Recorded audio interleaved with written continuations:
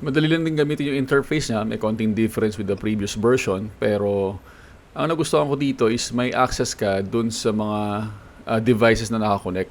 Like for example sa akin, every time na mag-uumpisa ako mag-ride ay nagka-calibrate ako ng power meter. So pag kinakalibrate mo siya, meaning parang i-zero mo siya para maging maayos or tama yung reading niya. So madaling mag-calibrate dito dahil yun nga, touchscreen siya.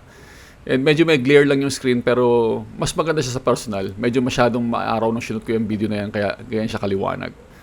Pwede ka rin mag-disable ng mga sensor dito na hindi mo ginagamit or pwede mo rin makita yung battery life. Katulad yan sa shifter ko, medyo lobat na siya.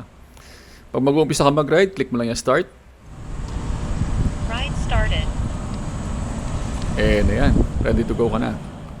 Yan nga pala ang bago dito, meron na siyang voice prompt. So nagsasalita na siya, pwede niya sabihin sa inyo pag mag-uumpisa, magpo-pause or may parating na ahon and may mga segment sa Strava na parating.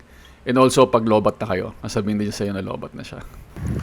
And speaking of Climb Pro, ito na nga, yung paborito natin sa lahat. So free ride Climb Pro na siya. Climb started. So yan, pag narinig niyo yan, ibig sabihin may ahon and lalabas na yung Climb Pro. Sinubukan ko nga siya dito sa Clark.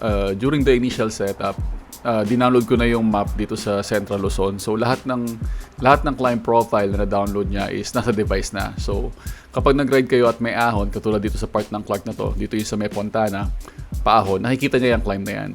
Sinubukan ko rin siya doon sa kabilang part sa pader, nadidetect din niya yung ahon.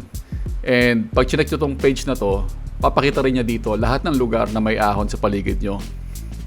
So pipili kayo dyan and pwede siya mag-set ng route papunta doon sa ahon na yon. So which is sobrang advanced na Climb Pro na meron siya. Hindi katulad dati na ikaw yung maglalagay ng ruta.